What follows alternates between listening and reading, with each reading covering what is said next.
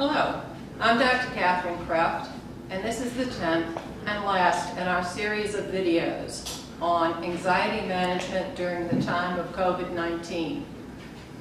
If you learn these strategies now, then you will be able to continue to use them for the rest of your life to help yourself with anxiety and other difficult emotions. Let's review. In this series of videos, we've looked at several strategies to help ourselves manage our emotions, and specifically anxiety.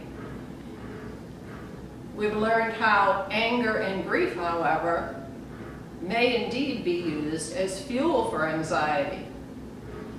We've learned about diaphragmatic breathing, which is a critical technique to help ourselves to reoxygenate our bloodstream and calm ourselves down. Connecting with people in community, providing mutual aid to each other and support to each other is also a context that will help us in anxiety. Crying, a topic often totally ignored. I have never seen or read a stress management protocol that includes crying, and yet crying is natural and normal as long as we learn how to cry in a healthy way. We've also seen how learning to use self-talk, identifying the self-talk that is behind the emotions that we are feeling, and then transforming that self-talk into healthy self-talk is an absolutely key strategy in all emotion management. And we looked at some pointers for parents and teachers about how to raise emotionally open, emotionally intelligent children. And although these are techniques that parents and teachers may indeed use, it's also helpful for everybody to consider these so that we may consider what happened to me, what was my childhood like, what was my adolescence like, what was I taught about human emotions. As the last video in our series, I thought it would be helpful if we broaden out our perspective and not just consider individual, personal strategies, but look at a wider context. Why do we live in a culture that is so anxiety-prone? Recently, I had the opportunity to speak with a 16-year-old, and the words that she spoke helped enormously, I believe, in helping to widen out our perspective from the level of one individual to the broader perspective. And here are some of the things she said. I asked her, what have you learned during this time of quarantine, of going to school without going to a school building? She answered readily, and she said, I've learned to live more simply. I've learned before the quarantine, I lost myself. Those are her exact words. I lost myself. I asked her to explain more, and she said, I was often overwhelmed, always taking everything very seriously, and angry for some reason. What might that reason be, I asked. And she answered, well, I had this one teacher who didn't listen to me. I'd be talking to this teacher, and this teacher would turn around and walk away from me.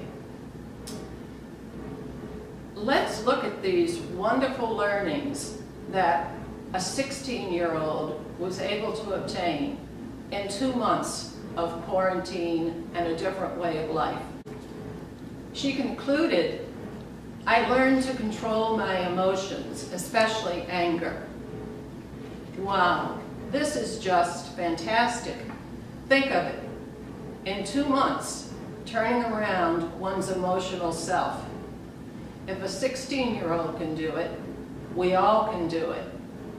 Now, she spoke of losing control of emotions. Our young people speak this way because this is the way we speak to them. We talk about don't lose your temper, don't lose control. In truth, we don't lose control. We give it away. We don't lose control of our emotions. We don't embrace our emotions, take our emotions to heart as a serious subject to learn about, to understand, to honor, to grow, and to develop with and through those emotions. I much prefer the term direct your emotions. Control your emotions is often interpreted as meaning don't feel those emotions, and don't show those emotions.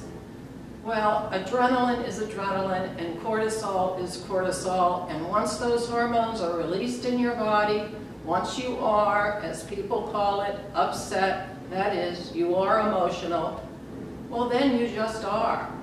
And you cannot control adrenaline and cortisol by an act of will. Controlling is possible if you understand the word control here to mean directing your emotions. And the strategies that we have covered in these videotapes are very specific things that you can do to learn to direct your emotions. So let's wind out and see how our emotions and anxiety fit into a broader picture of who we are as human beings.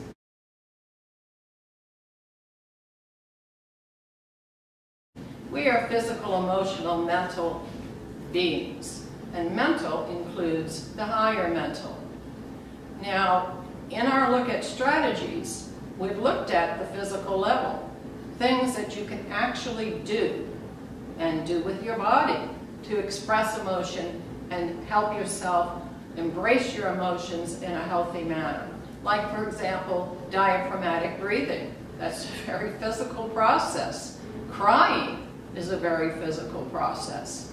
Connecting with other people and forming community is very physical. It's physical in the sense that you can be friends in your head from now to forever with someone, but if you don't actually talk to them, if you don't actually do something with them, connect with them in some way, then really that friendship is just what we call fantasy. So there are very physical world, material world things that we can learn to do to help ourselves with our emotions. The next level is the mental level. This is the level of mind, and we have also looked at this level to help ourselves with our emotions. This is the level of thinking, self-talk, what we say to ourselves in our heads about ourselves and our world. This is the level that many people find the most helpful. To ferret out, figure out, what am I saying to myself in my head, which, when I say that to myself, I feel scared, I feel anxious. And then to purposely turn that around and embrace some new self-talk, to reframe what we had been saying and say something that is more emotionally honest and helps us to feel and in a healthy way express our emotion. So that's the physical and the mental level.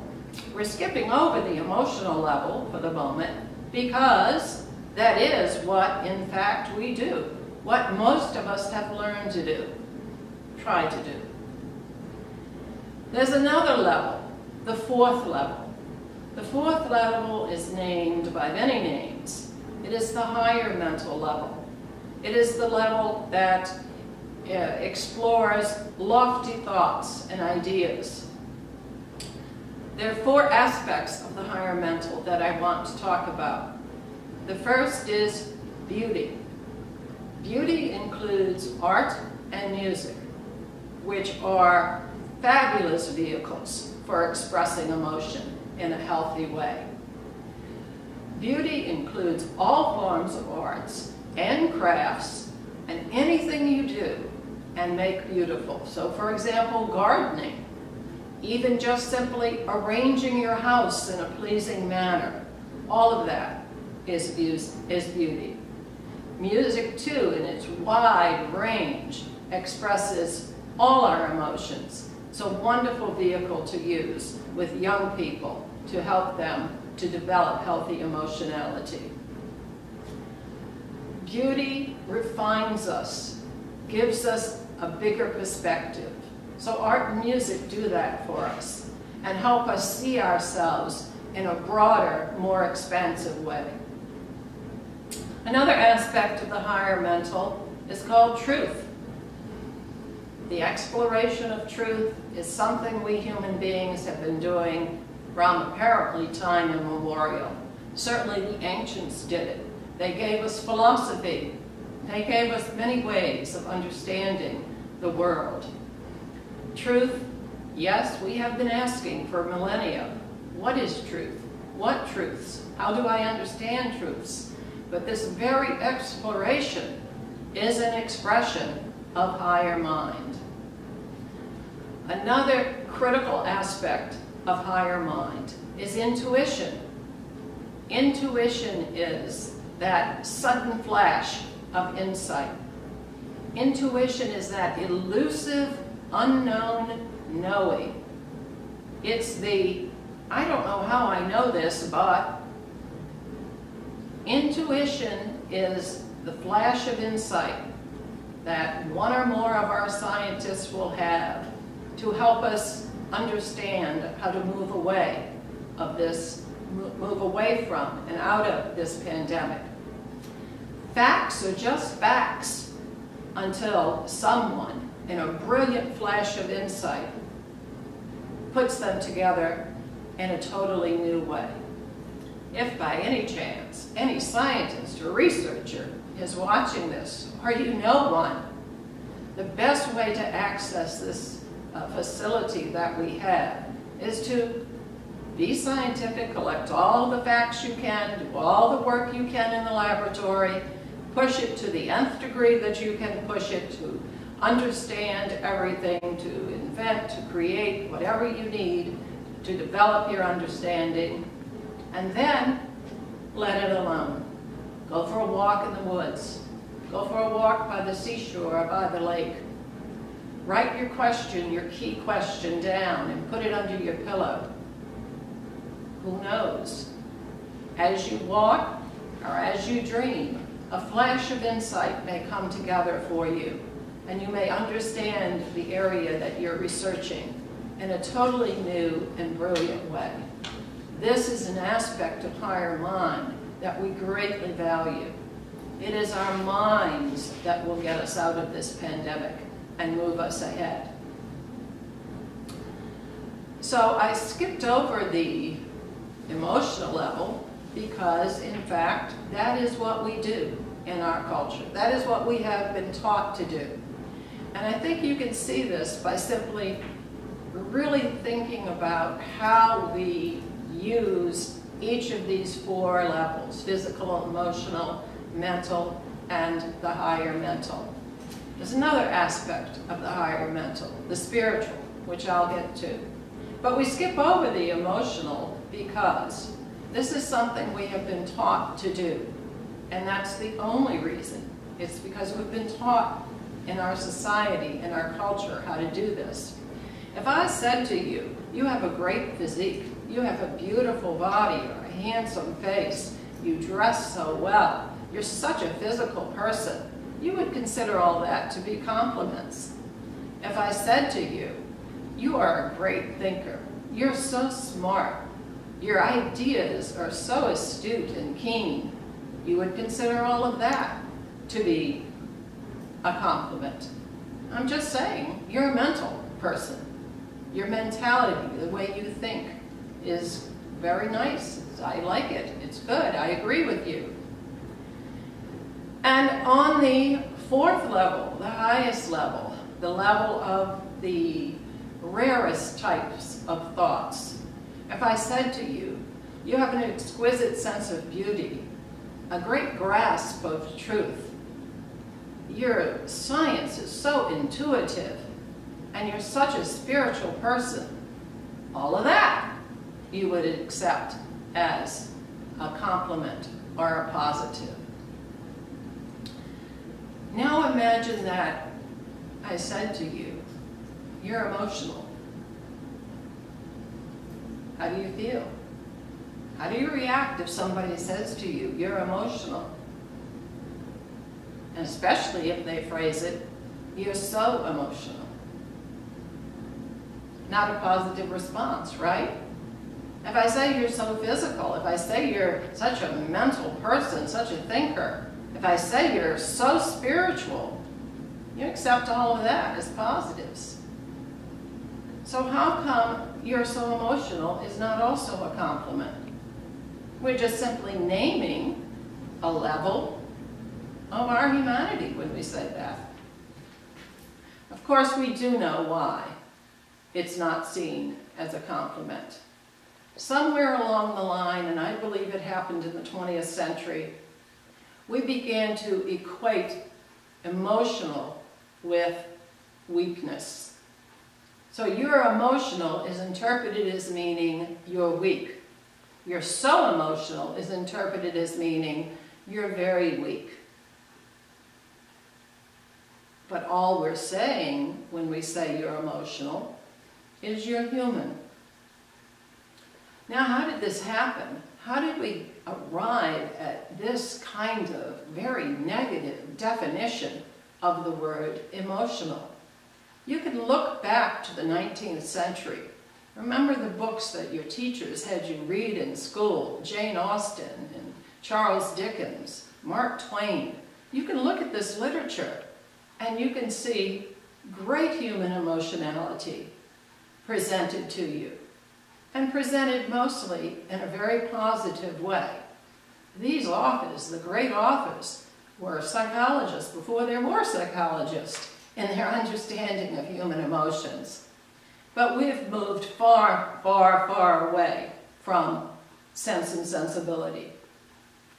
In the 20th century, the word emotion became interpreted so negatively that we even have a common phrase that is used repeatedly: negative emotions.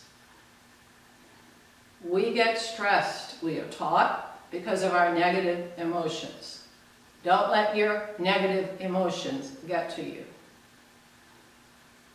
Be specific. What are you talking about? What's negative?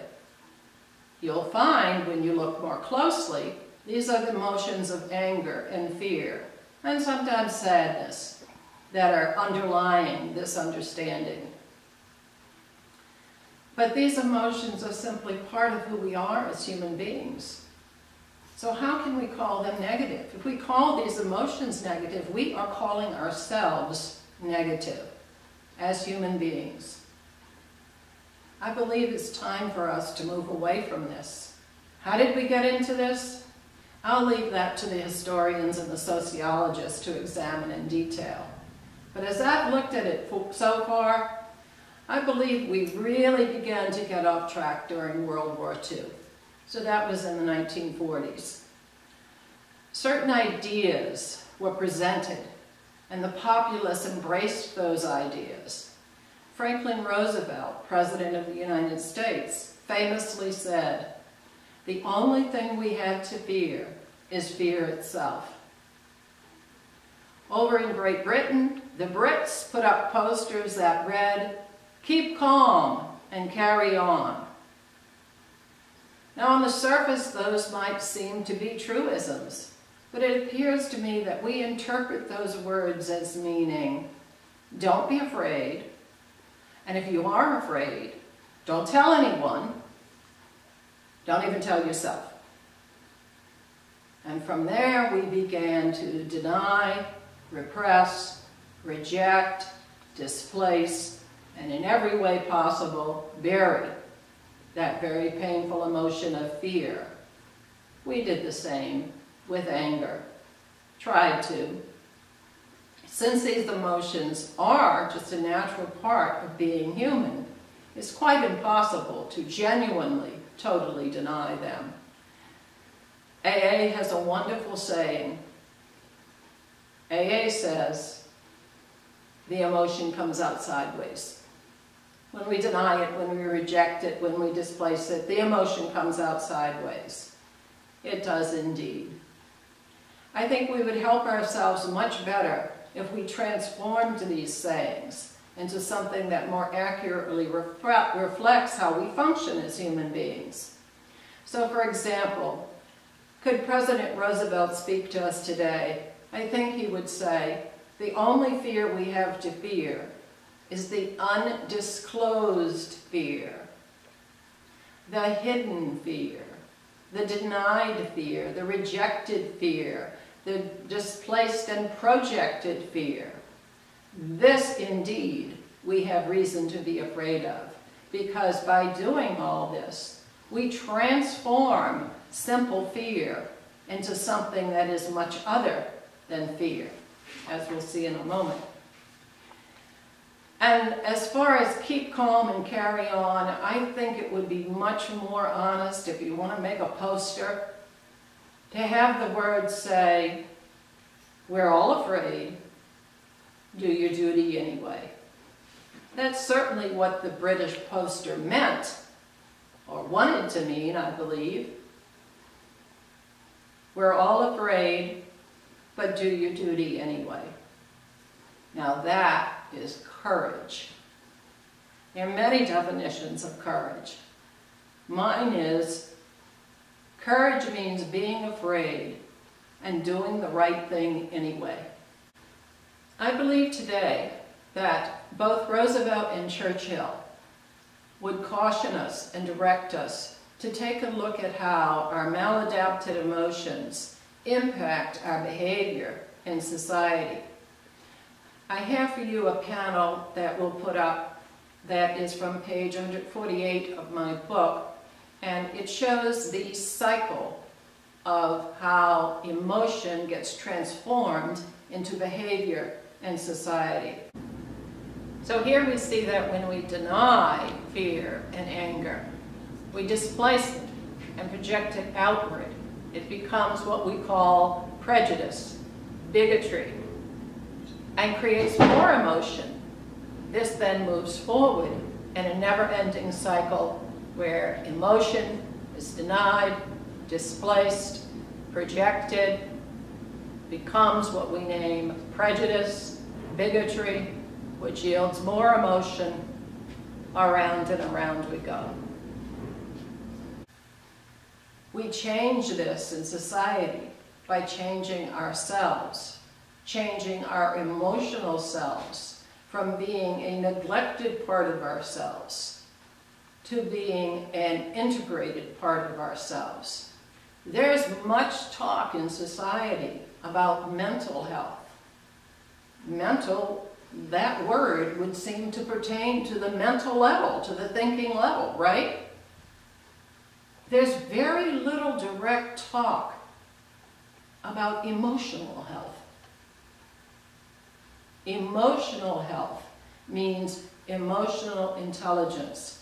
It means learning about our emotional selves and understanding and honoring our emotional selves with strategies, approaches, techniques, understandings that we can use and do use on a daily basis to help ourselves with our emotions, so that then there is no leftover anger or fear to project outward in bigotry or any other negative behavior. As we look at this wider perspective, we can also ask, what is our purpose? I've had this question from many people. I don't know why I'm here. What's my purpose in life? After seeing so many people for so many years, I'm convinced that those who are here on earth today have as one of their purposes the understanding and the healthy direction of human emotions. There are other purposes, of course, but our lack of understanding about our emotional selves and our failure to embrace emotional openness and behave in emotionally intelligent ways, that's epidemic. Learning and to accept and embrace our emotional selves is the work of a lifetime. And so I do believe it is one of the purposes, in and of itself, it is one of the purposes of why we're here in this time. We're here because, as my 16-year-old said, we lost ourselves. And please note that as she defined what losing self means, she went right into emotions. I was feeling overwhelmed. Overwhelmed means the presence of one or more emotion at a time. Intense emotion and more than one emotion. Usually fear and anger, sometimes sadness too. Strong emotions. And although she at first said that she was angry for some reason, seemed not to know what that reason was, she very quickly was able to identify that she was angry because of one particular teacher and the way she was treated. We can this quickly learn our emotions if we just give ourselves the chance to do so. In this sense, our purpose is to find ourselves, to find our emotional selves, so that we can be whole people, physical, emotional, mental, and higher mental, spiritual people. I am grateful to everyone who has told me about their emotions, because it is from hearing from people what their emotions are that I've come to these understandings about emotions for all of us. We are physical, emotional, mental, higher mental, spiritual people. And one miracle after another in my life, I have experienced the spiritual.